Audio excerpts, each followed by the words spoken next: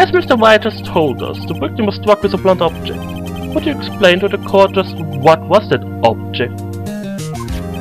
The murder weapon was a statue of the thinker. It was found lying on the floor next to the victim. I see. The court accepts it into evidence. Statue added to the court record.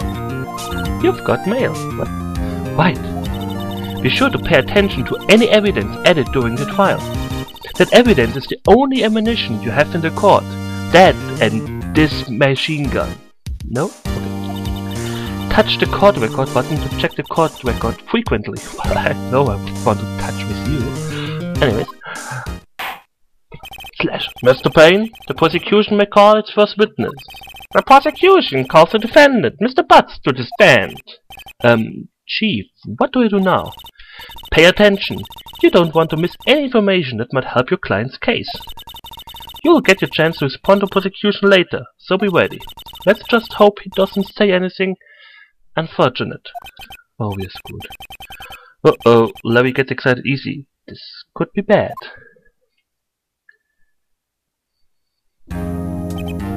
Ahem. Mr. Butts, is it not true that the victim had recently dumped you? Hey, watch it, buddy! We were great together. We were Romeo and Juliet, Cleopatra and Mark Antony.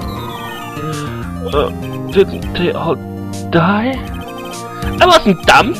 It just wasn't taking my phone calls or seeing me. Ever. What's it to you anyway? Mr. Butts, that what you described is generally what we mean by dumped. In fact, she had completely abandoned you and was seeing us a man. She had just returned from overseas with one of them, the day before the murder. What do you mean, one of them? Lies! All of it! Lies! I don't believe a word of it! Your Honor, the victim's passport. According to this, she was in Paris until the day before she died. Passport added to the court record. Indeed. She appears to have returned the day before the murder. Dude, no way! The victim was a model, but did not have a large income. It appears that she had several sugar daddies. Daddies? Sugar? Yes, older men who gave her money and gifts for blowjobs. But they don't really say this. She took the money and used it to support her lifestyle. Dude! We can clearly see what kind of woman this Mrs. Stone was.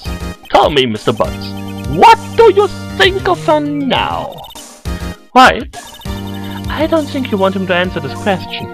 Yeah, Larry has a way of running his mouth in all the wrong directions. Should I stop him from answering? My client had no idea the victim was seen as a man. That question is irrelevant to this case. Dude, Nick, what do you mean irrelevant? The cheating sheepdog. I'm gonna die. I'm just gonna drop dead.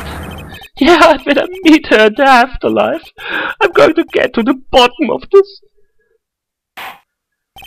Let's continue with the trial, shall we? I believe the accused's motive is clear to everyone. Yes, quite. Oh boy, this is so not looking good. Next question. You went to the victim's apartment on the day of the murder, did you not? Well, did you? Or did you not? Well, maybe I didn't, maybe I didn't. Oh, he went. What do I do? I know, I will send him signal. Tell the truth! Yeah, I was there, I went. Order! Well, Mr. Butts.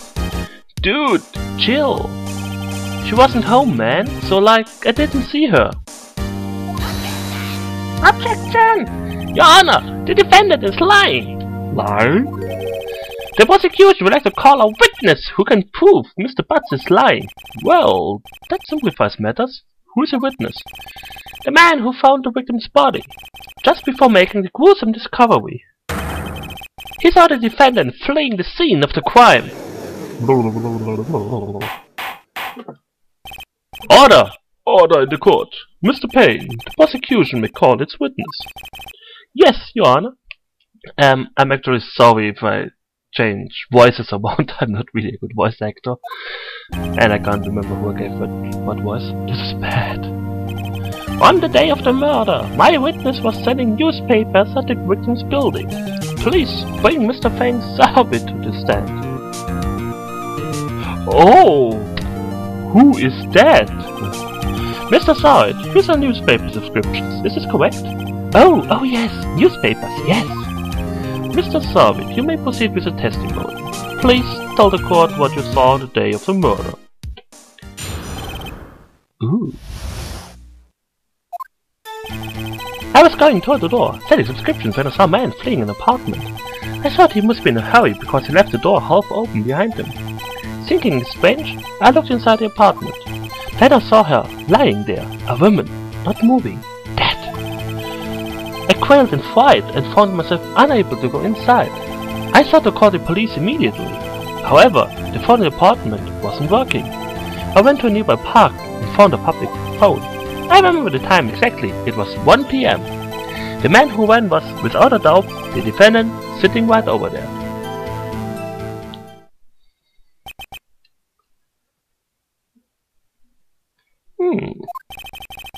Larry, why didn't you tell the truth?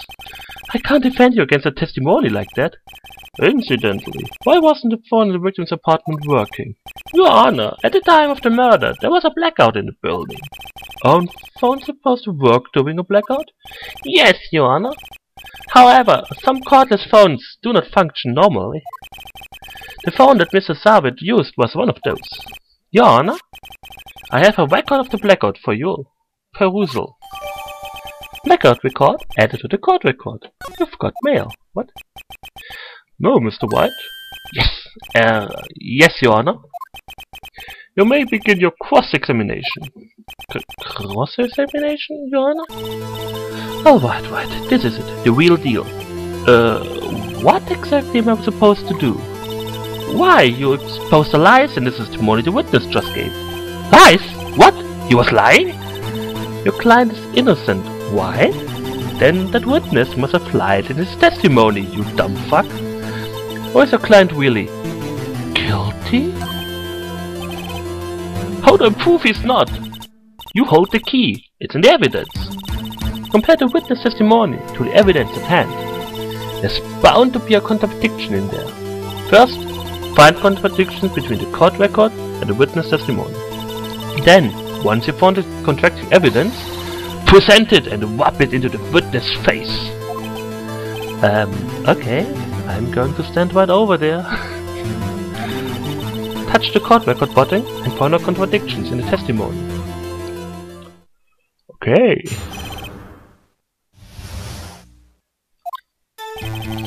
I was going to the door selling subscriptions when I saw someone fleeing an apartment. Well, let's check out the autopsy report. Oh! Look! She died at 4 PM and between 4 and 5 PM. How is that possible? He said something about this. Blah blah blah.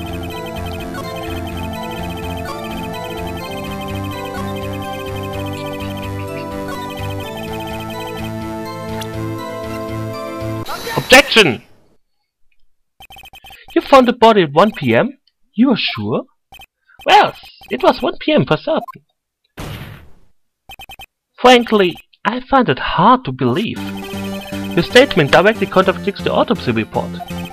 The autopsy notes the time of death at some time after 4 PM. There was no body to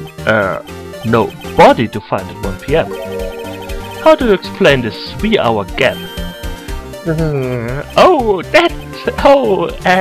I'm too stumped to read the clock. Objection! This is trivial! The witness merely forgot the time. After his